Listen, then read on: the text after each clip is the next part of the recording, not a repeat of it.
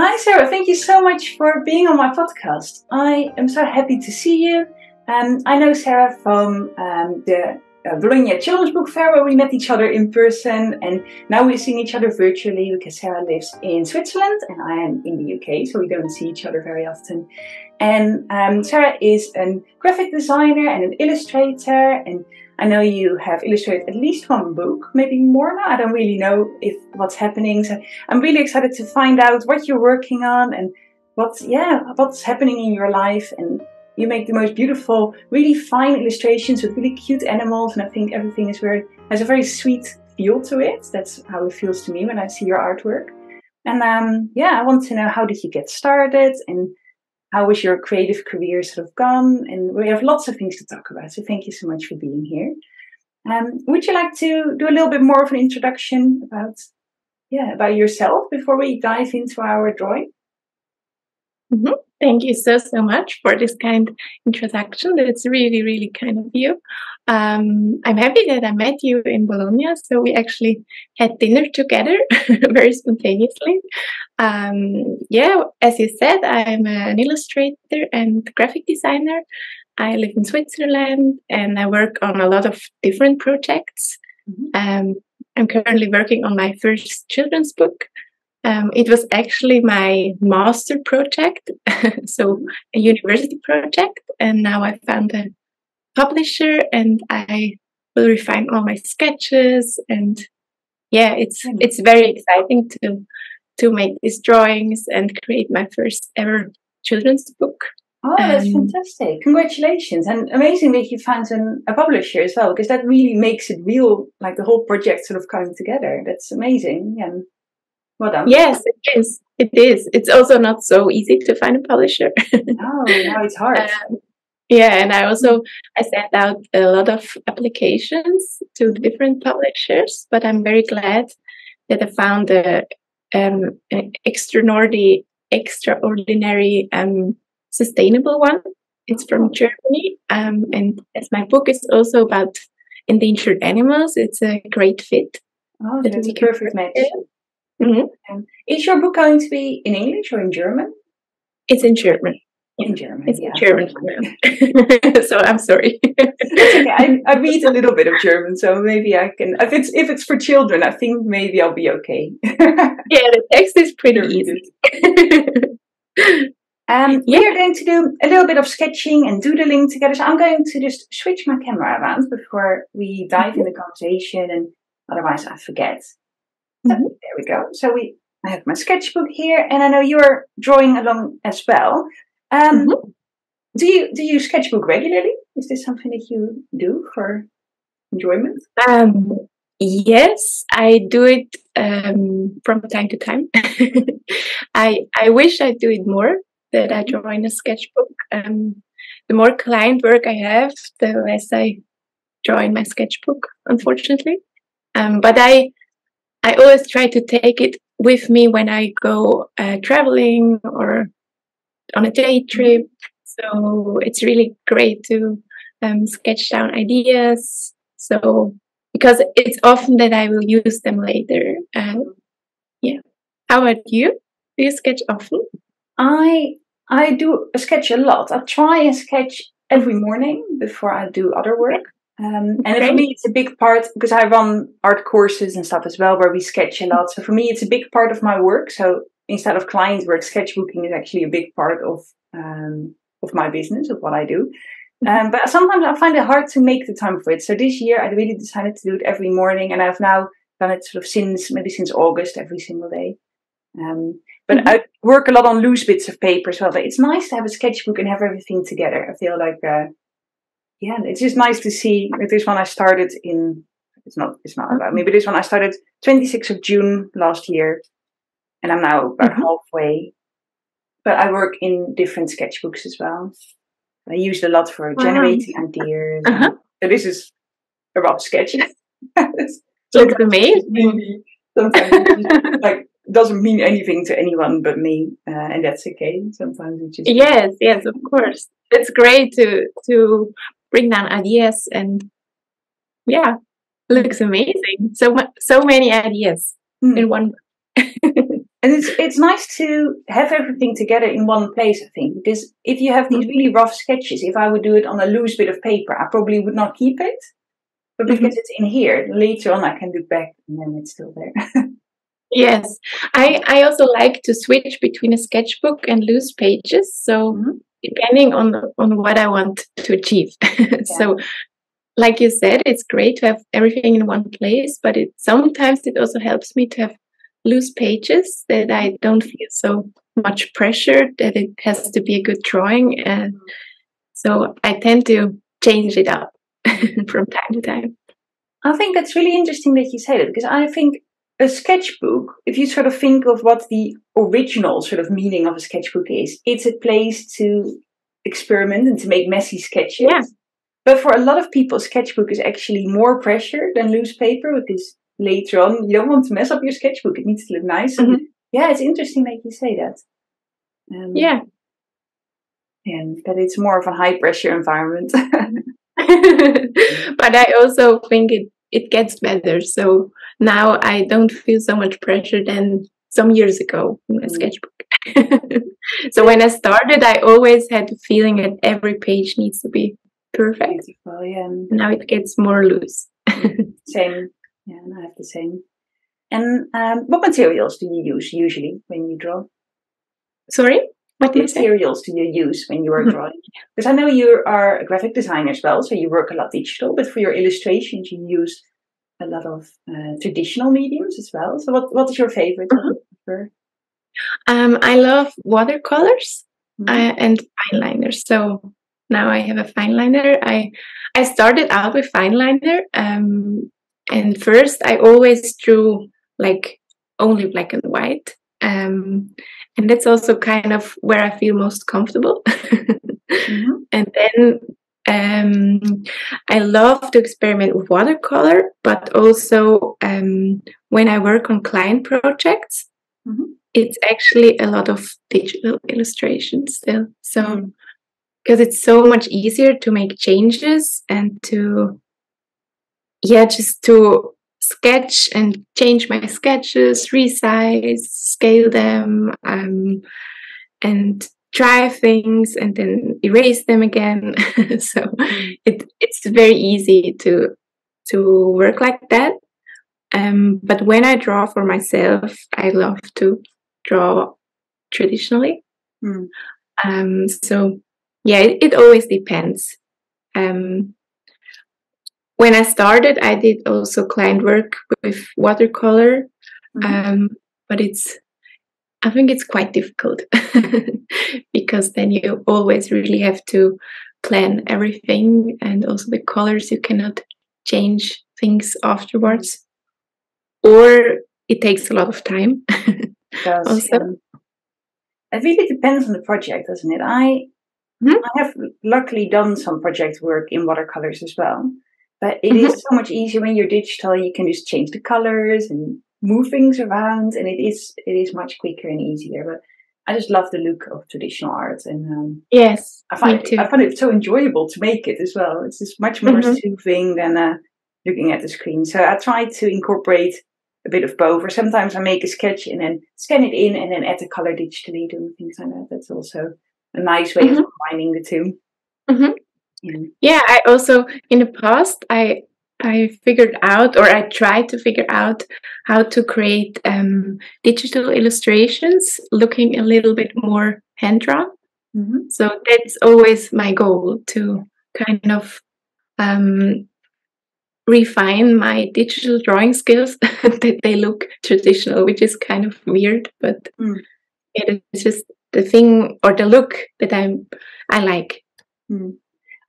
And I agree. And I think it can be quite difficult, like surprisingly difficult, to make digital art look traditional. I think you very often can tell. I think so it's hard to do. Yeah, it is. And I know because you started as a graphic designer, right? And when did you make the decision to do illustration as well, or to start doing that?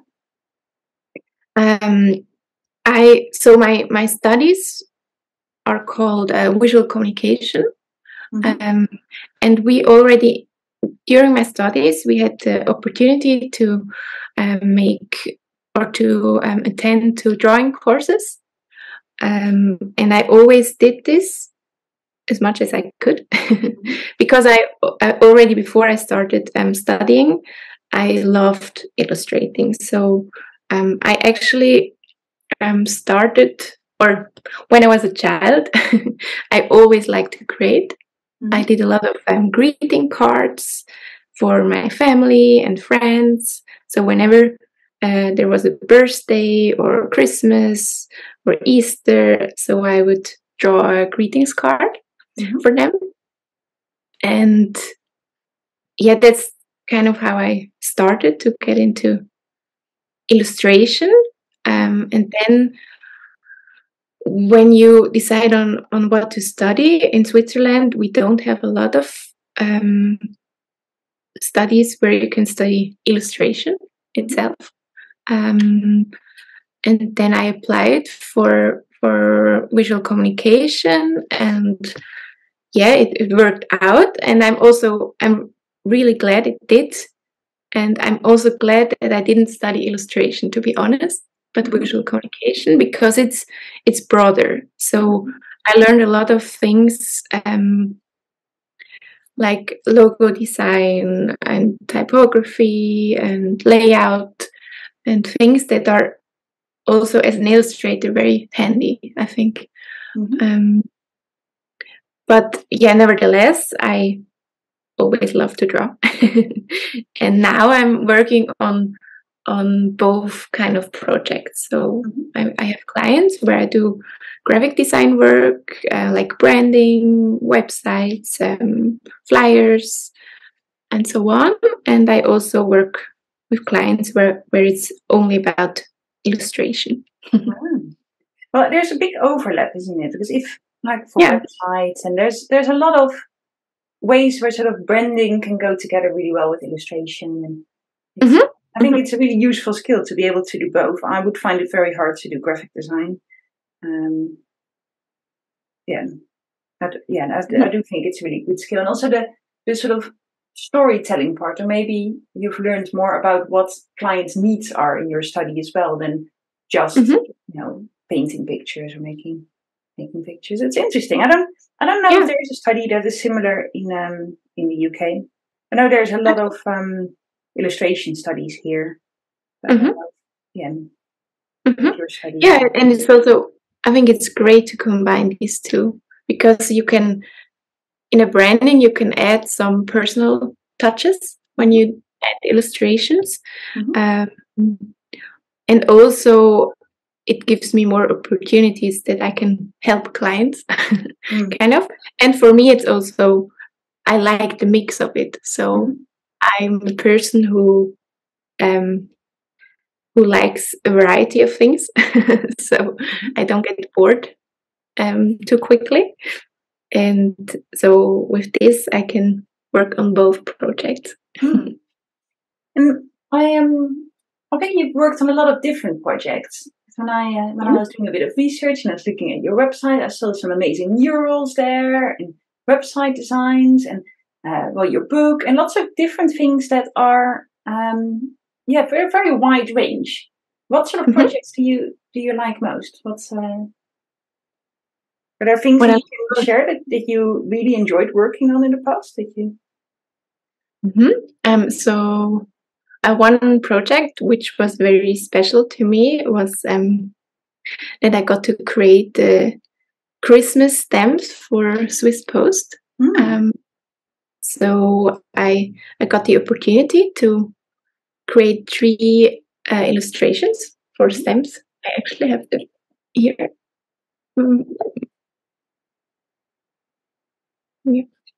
So I don't know if you can see. Fantastic. And there's so many people in Switzerland who would use those, right? Like, it was a really big project.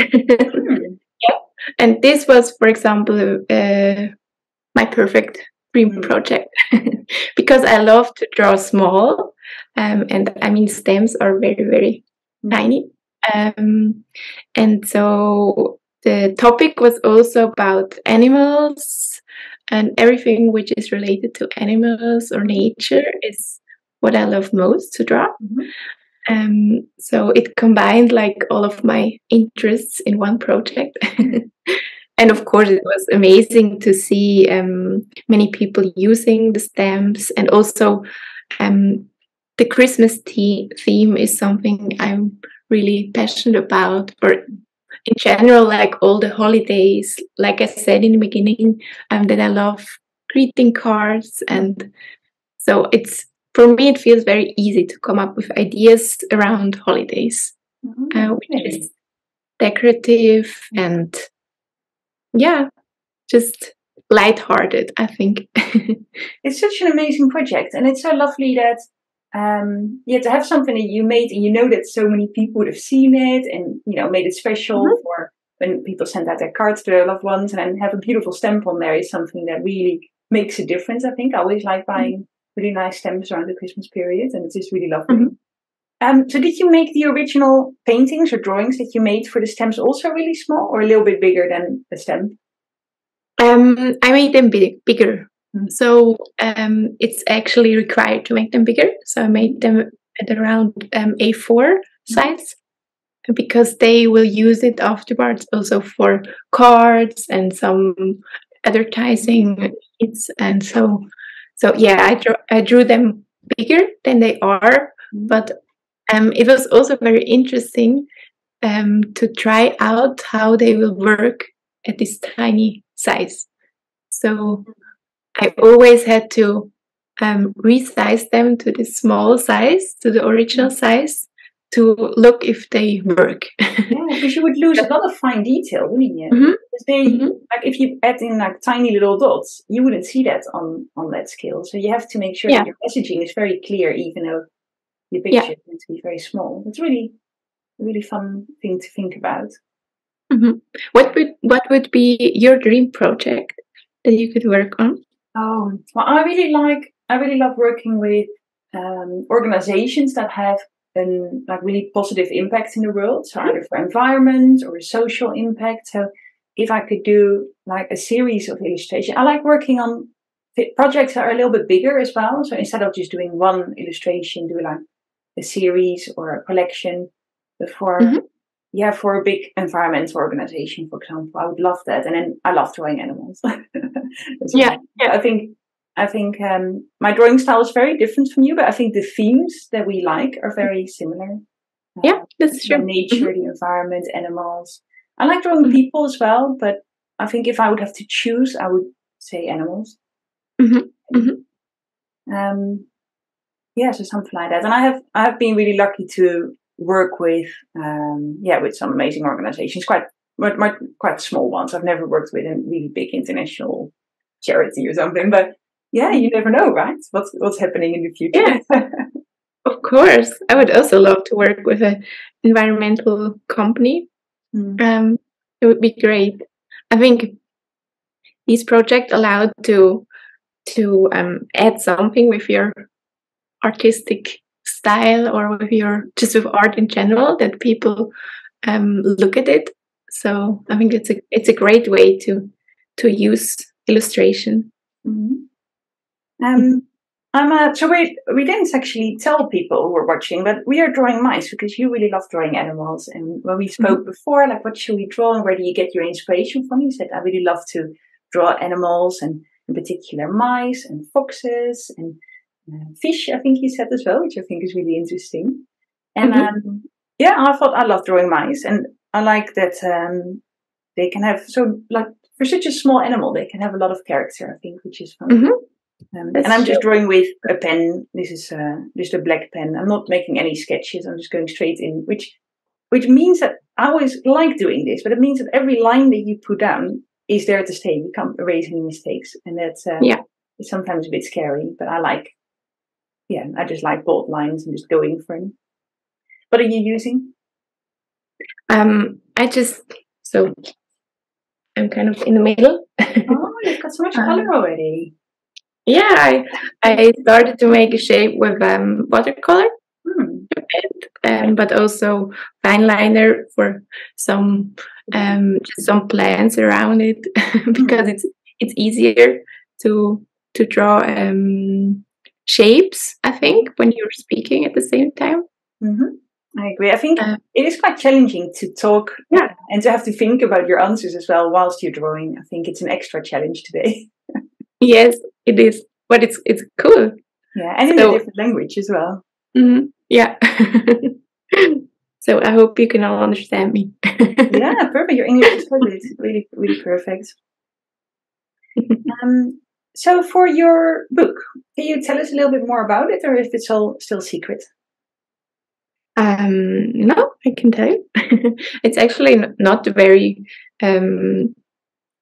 not a big secret anymore because I'm working with this publisher, and yeah, I wrote the story from my book and did all the illustrations or do all the illustrations, and I really like this challenge because I think it's cool that you, or how can I say, it's different than if you get a text and you illustrate it. And now I kind of start with the images and then I write the text to it. So I have the images first in my head, and then I build the story around it. So yeah, it's an interesting process, but also quite challenging. But like, yeah, I love it to do it like that. And how are you working? Do you work traditional for that? Because you say you like working traditional, but for clients it's often digital. But what are you doing on this occasion? I'm working digital. So I have a Wacom drawing tablet, and I draw all the illustrations in Photoshop. Because the pages are quite complex, and I think with this much detail, it's just so easy when I use it in Photoshop. So yeah, now I'm refining some sketches, and I'm drawing the final illustrations at the same time a bit. So some pages are already finished, and some pages are still in working. And how do you find it to work with a publisher? Do they give you a lot of feedback on your art or things that you need to change? Or how does it work? How is the process going? It's really lovely. So I have one woman there, which gives me feedback, an editor, and she is looking at my pages right now. And it's great to have someone looking over it, like apart from family and friends. So it's great to have feedback from someone who is working in the industry, and yeah, I think it's very helpful for me. How do you find it in general when people look at your work? Is it something that you find scary to show people what you've made, or how is that for you? It depends a bit. So I don't show everything. Like probably everyone doesn't do it. I like when I can work on some things, and from the beginning I know that no one will see it. I'm just doing it for myself. But I also love to share my work, and I love to inspire others to get creative. So that's a big part why I share my work.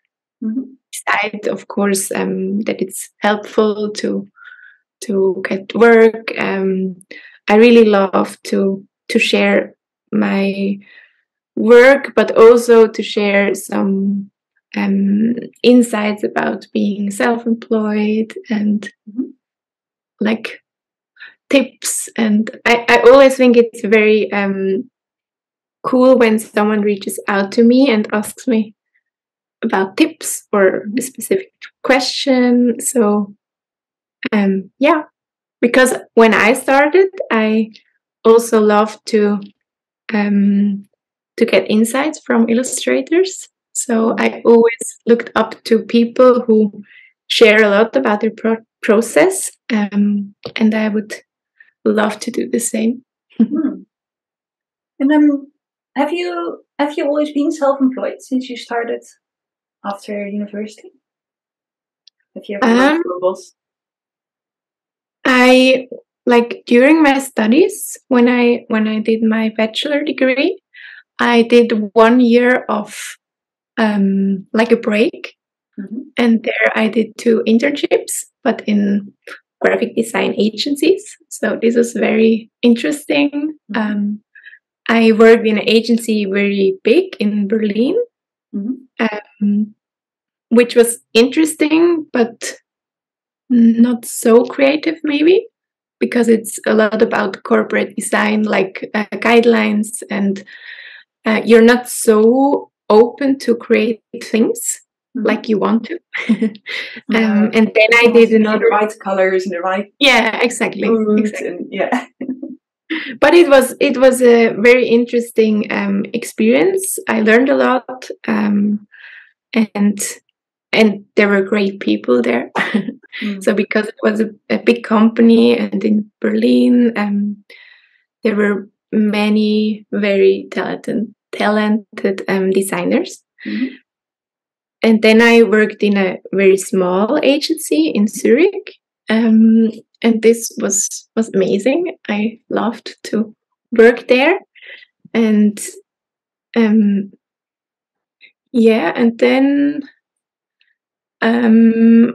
after my bachelor degree, I also worked in an agency, but only for a short time. So I was employed for one project.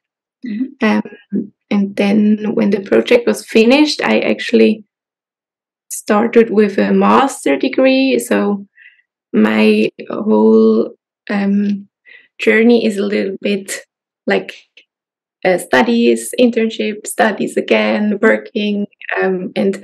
But since these first internships, I was doing freelance work for this agency in Zurich, but also for own projects. And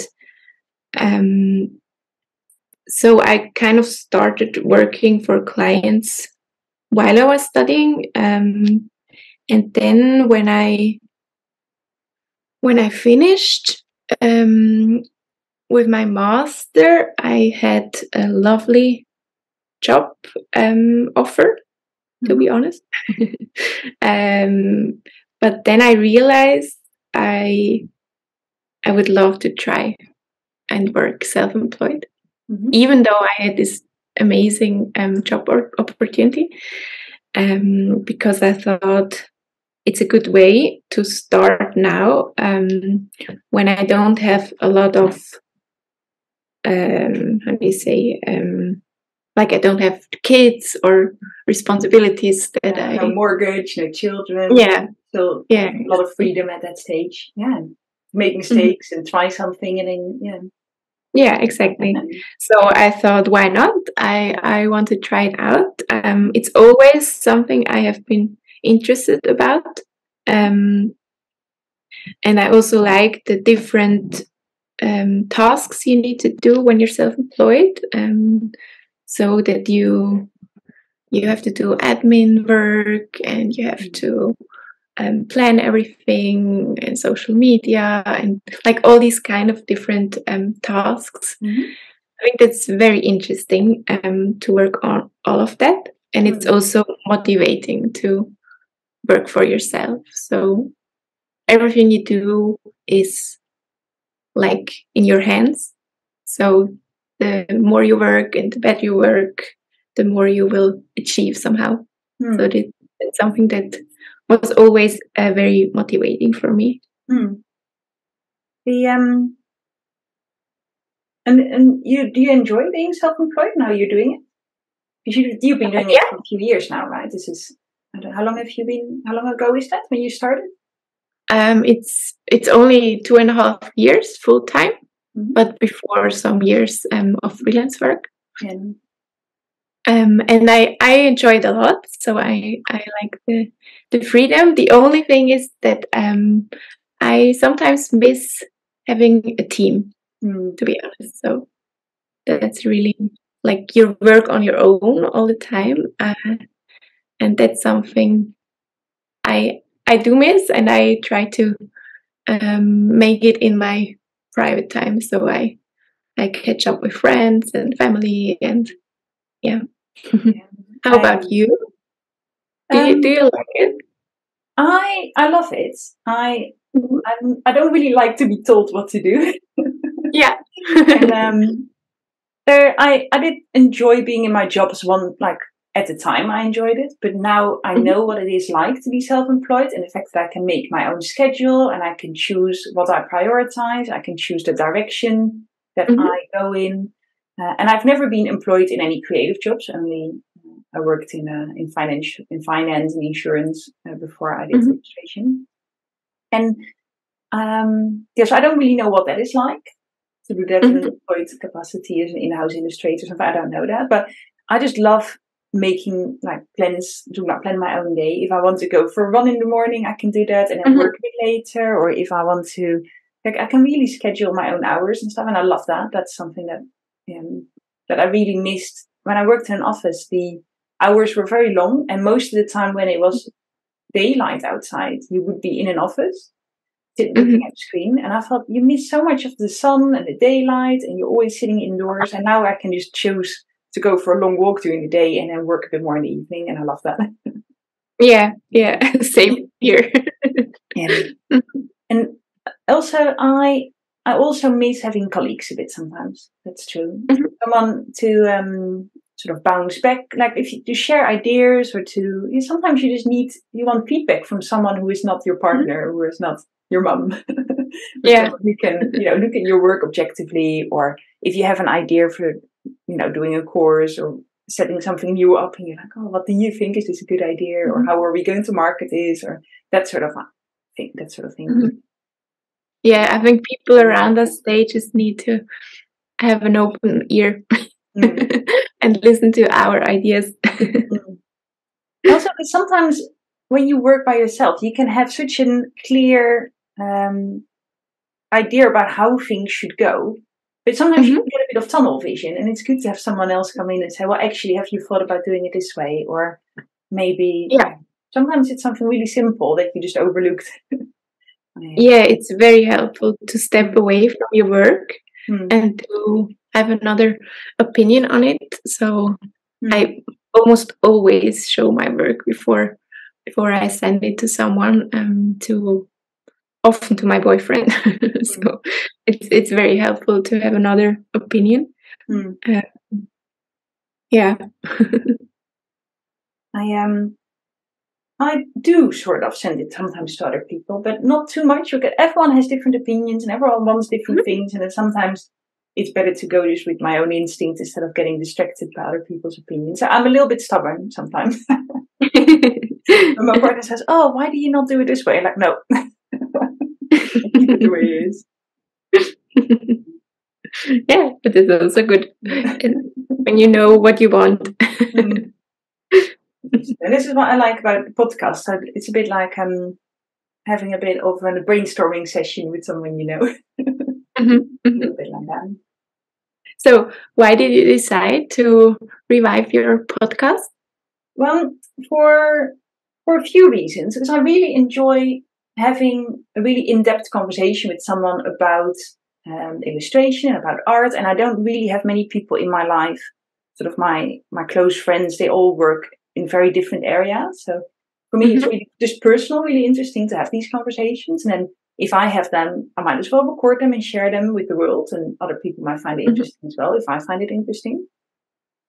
And I also think there's so many different social media channels that we all try to sort of market and promote and share things. And for me, podcasting is a really nice way of collaborating with other people and doing this is a form of social media, right?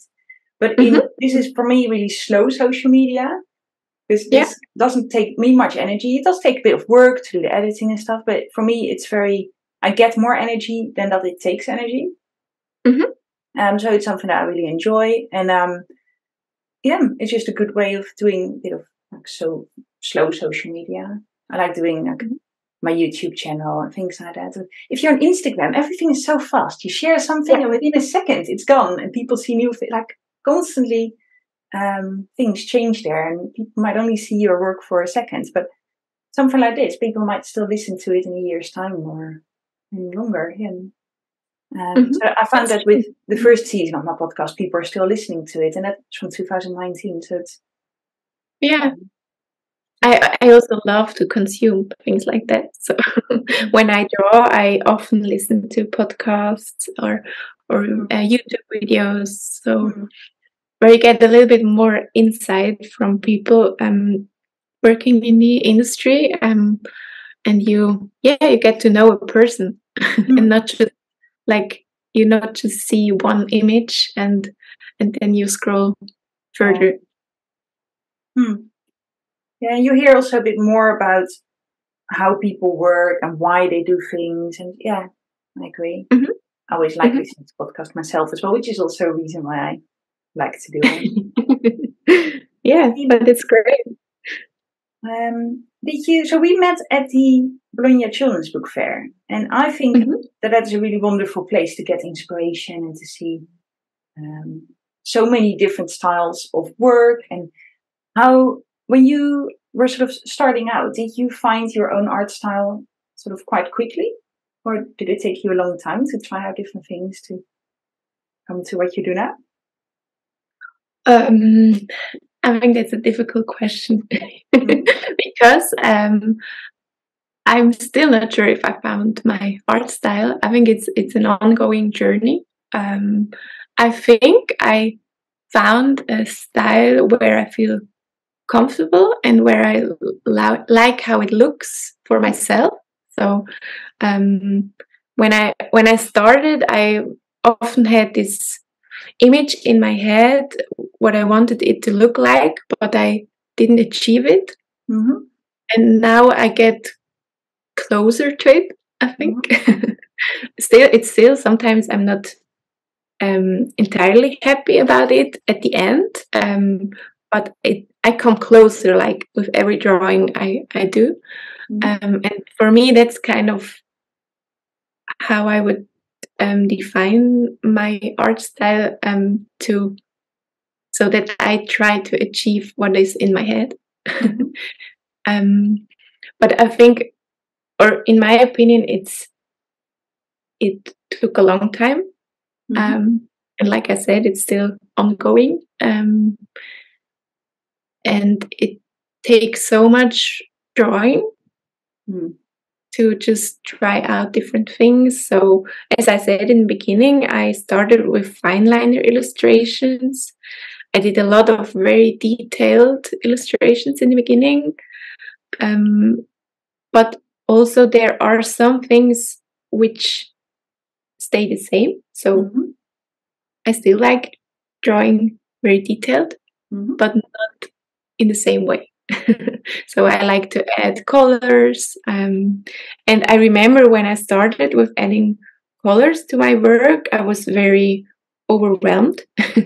So first I tried like 20 different color palettes for one illustration, and then, but now from time to time I know which colors I like, which moods I want to create, and so it's an interesting journey, and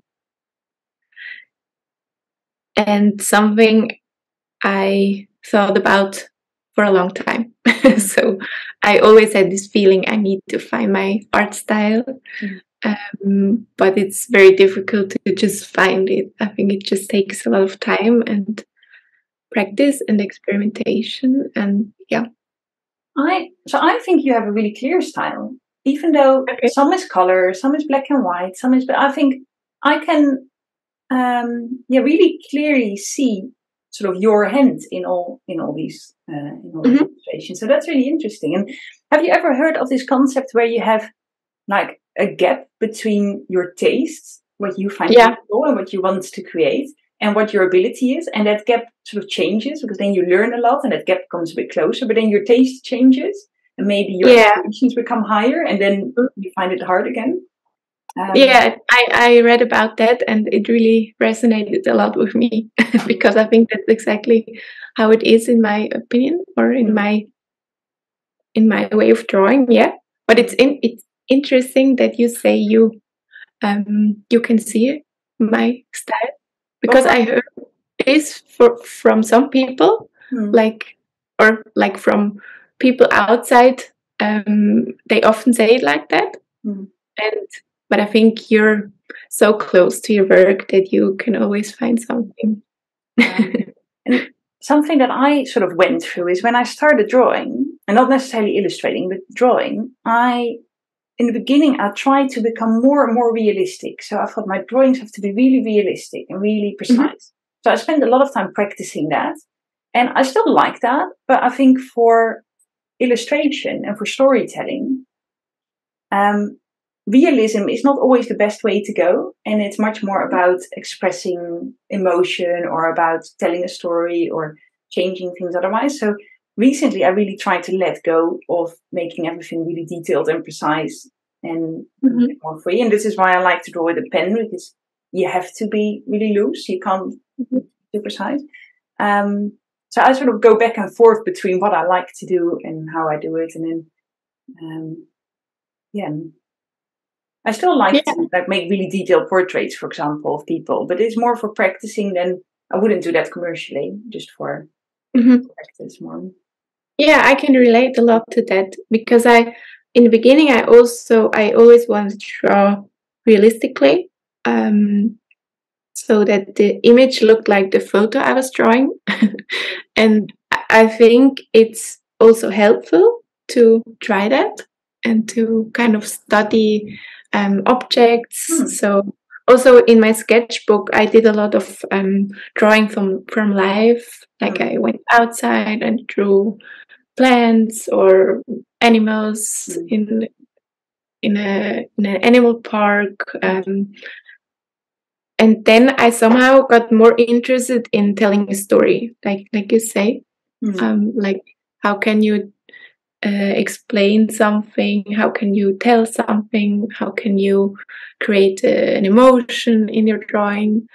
And so I don't think one is better than the other. It's just my interests changed, I think. So that I now try to tell a story in my drawings, or also not always. Sometimes I also like to draw something just for fun, just because I have this image in my head. But it's the mix of both, I think. Yeah, and I do agree that drawing from life is so helpful also to figure out what your style is without looking at a photo, or without looking, just see what sort of comes natural if you sit somewhere in nature and you draw what you see around you, or draw people in a cafe or something like that. I feel like you sort of go back to basics and strip away all the extra things, but it can be a bit scary sometimes. Because people come over and they're like, "Oh, what are you making?" or "Can I see it?" Yeah. And I'm used to that now, but I used to find that a bit scary. But I love drawing from life, and I try and do it more and more, even though I don't have anything against using reference photos, and I think there is a time and a place for it, and it's a really good way of practicing, and not everyone can go outside, right? So if you need to work from a photo, then you can, and we have all this information now that we can use, so I think people should use it. But there's something really interesting about drawing from objects, I think. It's true. Yeah, sometimes you find a detail which is very interesting, and then you draw this detail, and when you draw from a photo, it's often that you try to create this photo like obviously, but when you draw from life, there's so much going on around you, and then things change constantly, because the light changes, or someone moves, or the wind is blowing, or it's very different. When you have a photo, you sort of get a bit tunnel vision, don't you? It has to look like the photo, but when you draw from life, there's much more freedom, I think. Yeah, Yeah. that's true. And so we spoke a little bit about social media a moment ago. How much do you rely on social media to find clients? Is it a big part of your work and of your day, and how do you find that? I do get clients from Instagram mainly, so it's the only platform I use. I do get clients from there. I also enjoy it to share my work there. I love the connections you get also with other illustrators. But I also get a lot of work from people who I've worked with already. So a lot of people who tell other people about me or about my work. So this is still like the main source, I would say. People who know me, people who know what I do, people who get a recommendation from another person who worked with me. Yeah, but still, social media is very important, and also my website, so that you have kind of a professional place where people can look up your work and first see what you do before they contact you. So yeah, I think it's very important for me. So for example, the Christmas stamp job I got because of Instagram. So the person who contacts these people followed me on Instagram. I didn't know. It was coincidence that someone saw you and then they contacted you. And yeah, they saw my Christmas cards the year before and they thought, oh, she's interested in Christmas topics. So yeah, you never know who is looking on these and also platforms. You never know when something will come back, because someone, what you say, they saw your work a year ago and then maybe now, like a year later, well, Christmas is quite long gone now, but yeah, almost a year later they contact you. So you never know when someone will, when something will happen or where it comes from. Yeah, it's interesting. Yeah, that's true. How about you? Do you get a lot of work from social media? Not really from Instagram. Almost nothing from Instagram, I would say. I do post on Instagram, and I find it a really interesting platform just to share my work. It's almost like a portfolio, isn't it? So when someone does find it, they can look there and they can see things that you do. But my Instagram is very focused on my courses and my workshops. And for illustration work, it's much more maybe Pinterest. I use Facebook quite a lot because my courses, a lot of the people who come to my courses, they are still on Facebook. So I use Facebook quite a lot for work. I don't really use it personally, but I use it. And I'm not really doing this yet, but I'm planning to use LinkedIn and more sort of professional websites for businesses a bit more. Because I think that's where the people I want to work with are on. But it's YouTube. YouTube is a big one for me that I'm trying to grow and that I'm enjoying to do. And so I guess that counts as social media. So quite a lot, actually. A lot of different platforms. But I'm sort of trying everything out, and I find ways that I enjoy, and I don't put too much pressure on myself. I like sharing things in my stories on Instagram throughout my day. But and you never know how someone finds you. Maybe someone does contact me because they've seen something on Instagram, but they usually email me. I don't get messages on Instagram. So sometimes it's hard to tell. That's true, because people, I tend to ask people why they or where they found me, because it's interesting. But also sometimes, I mean, people who know me, they know me anyway. But the thing is that they see on Instagram, when they follow me, they see what I do. And then when they have a project in their company or personally, then I might come up like in their mind easier because they saw my work. So yeah, it's sometimes a little bit of both. A bit of a mix of things. Mm-hmm.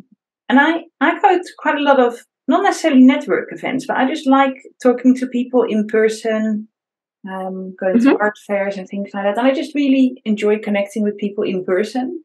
And then I find it quite easy to approach someone and start a chat and just start talking to them. And then quite often something happens again, and months later that person might contact me like, "Oh, can you run a workshop for my team building, or can you?" So that happens quite often. So when you say where people sort of know you, not necessarily because they're my friends, but people who are connected in real life.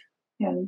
It's interesting. I never, I do sort of think about this, but not, I've never really vocalized it in that way, I think. Yeah. You sometimes you never know how they really, or why they think about you now. Sometimes they even cannot say why. So it's just that they saw something from you, and yeah. Yeah, they saw you work on something that you've made, and then the ball starts rolling. How do you find it difficult to find clients, or does it come quite easy nowadays? I somehow was very lucky, I think. I until now, I hope it stays that way.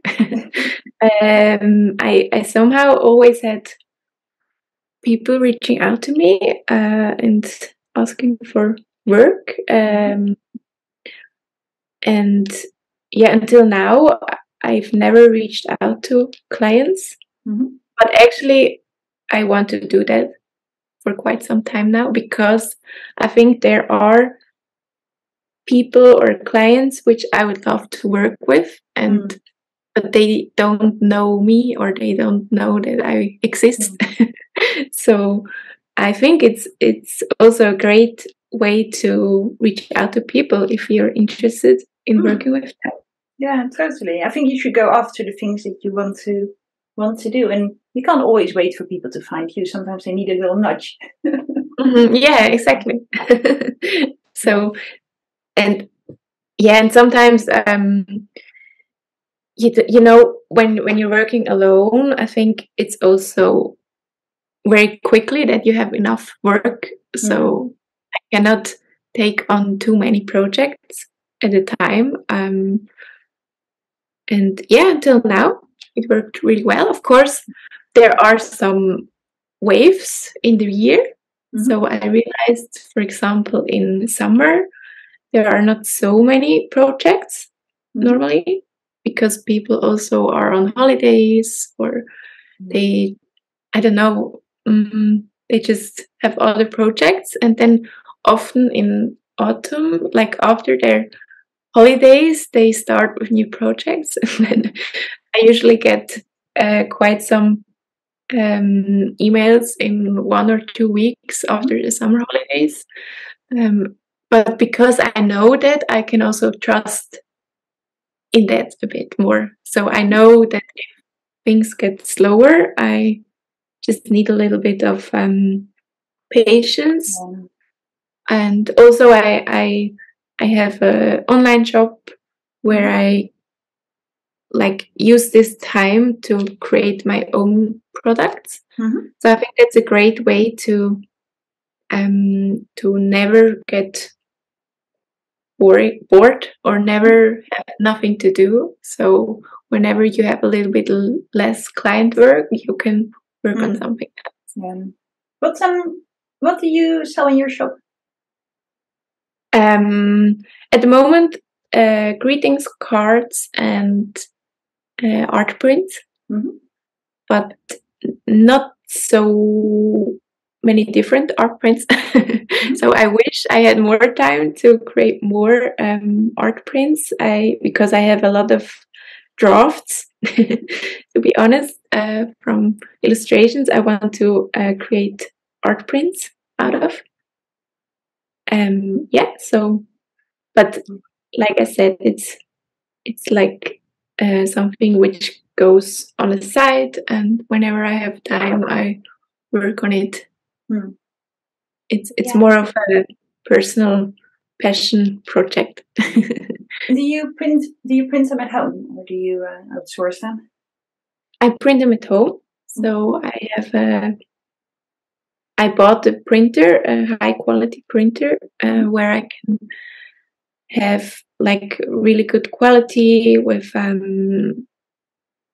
it has archival inks in there, like 10 different inks. So yeah, I think it's important that I can print them myself so that I don't have to order a lot of prints and then they go to waste if I don't sell them. So I can try out if it works with different prints. So yeah, it's great. I think that I can produce them myself. Yeah, it is great. I used to do prints, and I still have a shop, but it's hidden on my website at the moment. You can't. Okay. If people have the link, they can find it, but it's not open on my website, so to say. But I found it quite stressful to make prints because there were so many misprints and figuring out the right paper, and then make sure you send it off and that it arrives all without damaging and all this. So I sort of stopped doing prints at all. Okay, because you think it was stressful to make it. Yeah, because every time you mail something, you have to worry. Does it arrive well? Is it not going to be damaged? What's happening with the mail? Is it going to be delayed? All these sort of things. And I find it overall, it was quite stressful. And I sold quite sort of small quantities. So I just decided to stop because I'm doing so many different things. You have to choose sometimes, right? So I'm not doing any prints anymore, but it's, I do love it. It's so nice to have an art print from an illustrator in your home as well, because not everyone can afford original art, and to have an art print is sort of next best thing, especially if someone made it by their hands and they it's still really personal to you. If someone buys one of your prints, I'm sure it makes you very happy. It's not because you sell something, but also it's so special. Because someone buys your art, and that's amazing. So I do really admire people who do sell their art in prints, and I support artists as well. But it's for me, it wasn't really. Yeah, I understand. I my printer for like for Christmas cards and stuff. When I send out my own cards and things like that, and I make them all myself.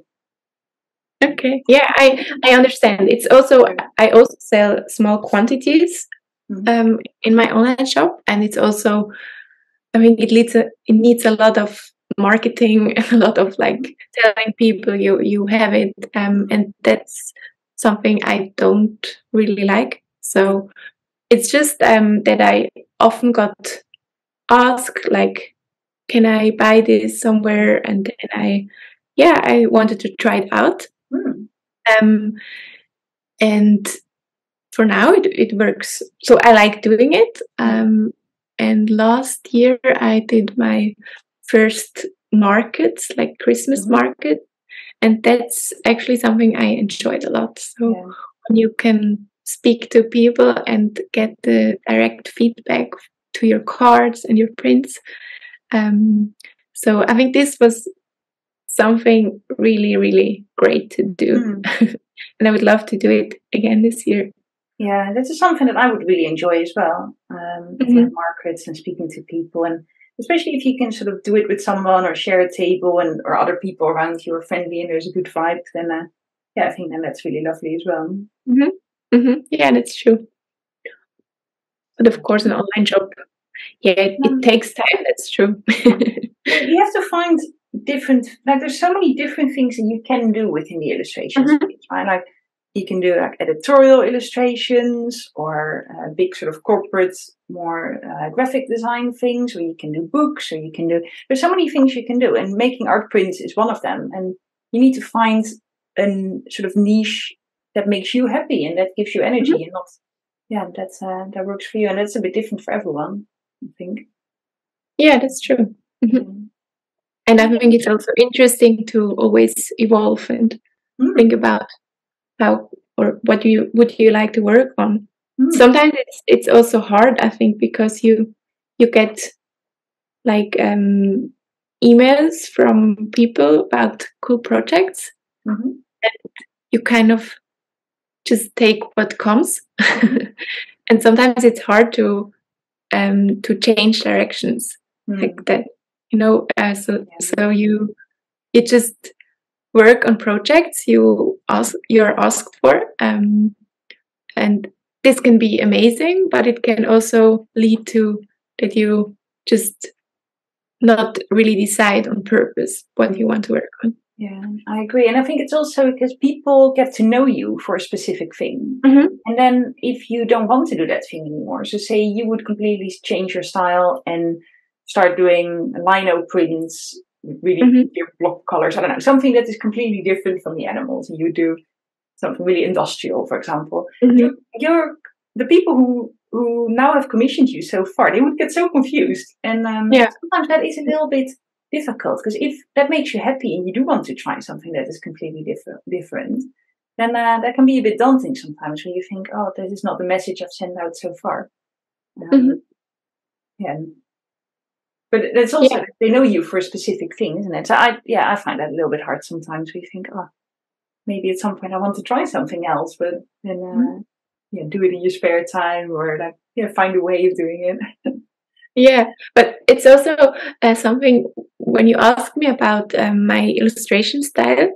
So I think maybe my illustration style changed, but what I'm interested in is still the same. So like from the beginning, I drew animals, and now I'm still drawing as animals. And so I think you will never completely change in your style, your aesthetic, in your topics. Like it evolves maybe, but it's still kind of something sticks.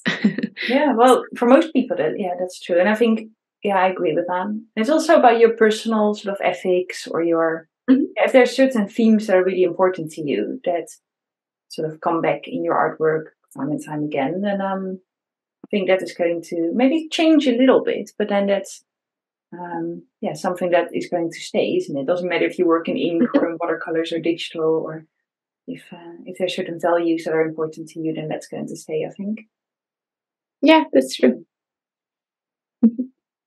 How are you getting on with your painting? I'm really curious to see it. So I'm working in a line, and I'm just drawing different. I love the combination between the color foxes, and then the black and white drawings. I think it goes together so nicely. Could be like a bookmark or something like that. Yours look lovely too. I love the fox, which is standing on the branch and looking down. This page, sometimes when you start, I always find my first drawings the most difficult, and then the more you sort of drawing, the easier it gets. So here, this is just an explosion on the page, and then here it becomes a bit more like a scene. Yeah, that's true. But I am so cute, and also the mouse on the left, on the bottom. I love the body of it, like how it looks up. Yeah, it's really interesting.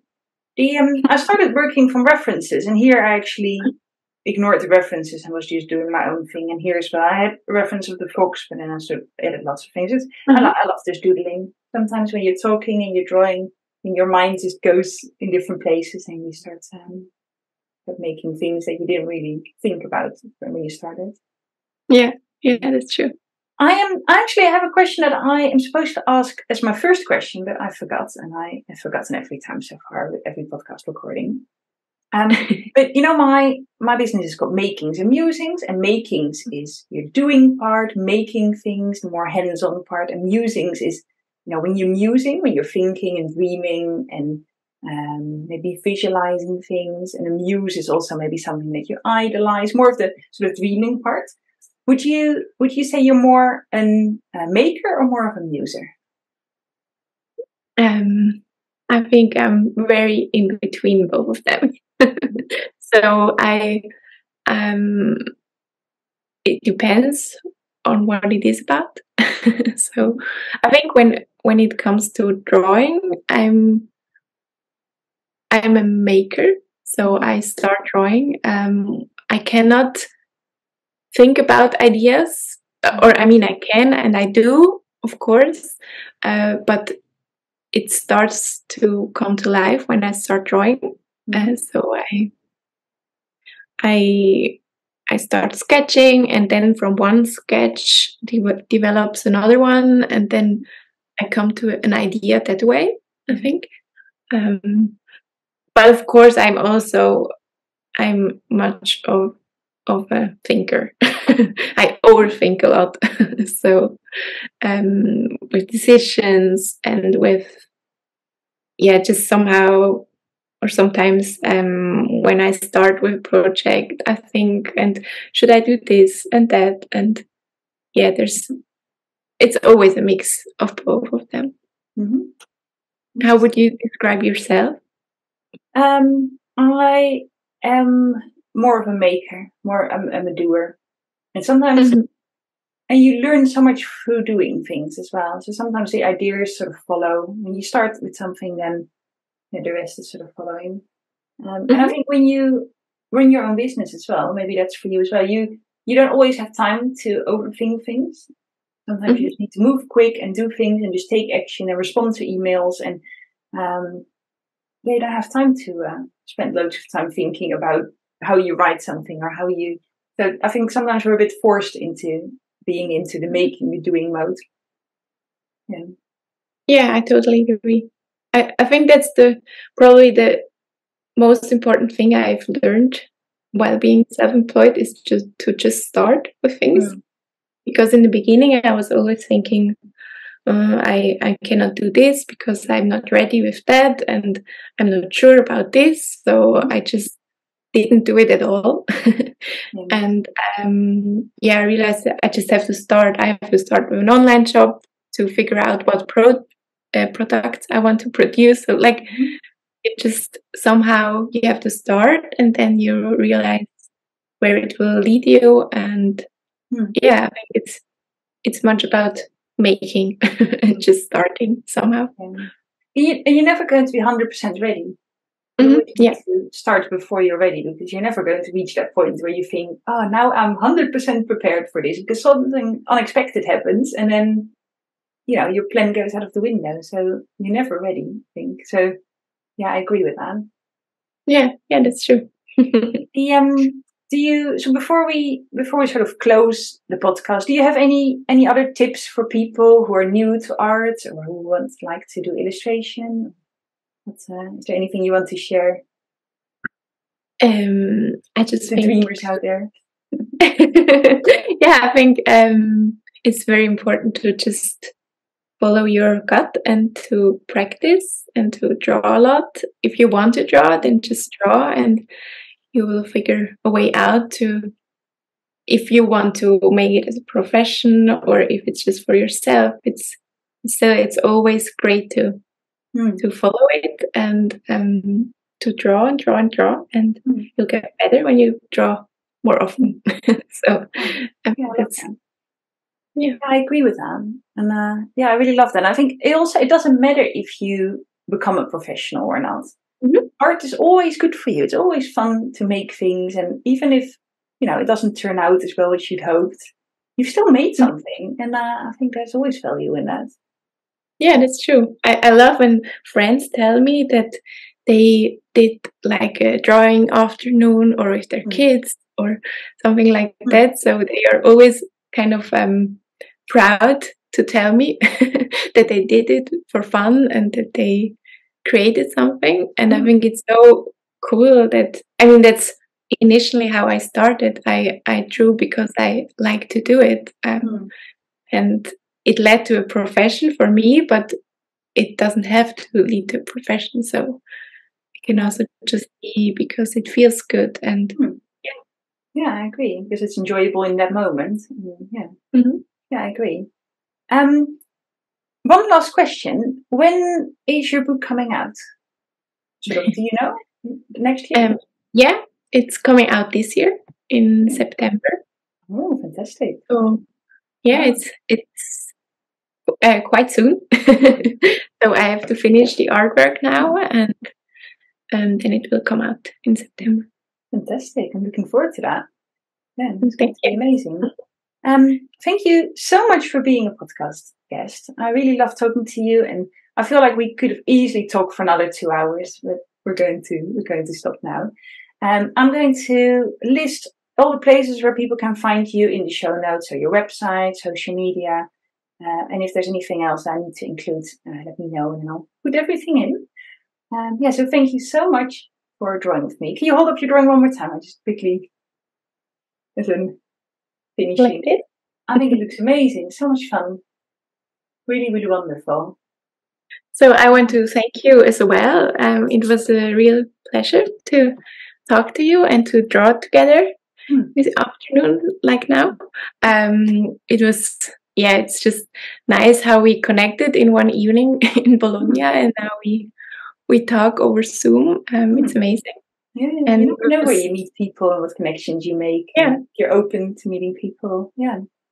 And it's interesting, and I love that you create this podcast and talk to different illustrators. So I'm looking forward to listen to all the other ones. Fantastic. Thank you so much. And we'll keep an eye out, and I'm sure we'll talk lots in the future. Thank you so much.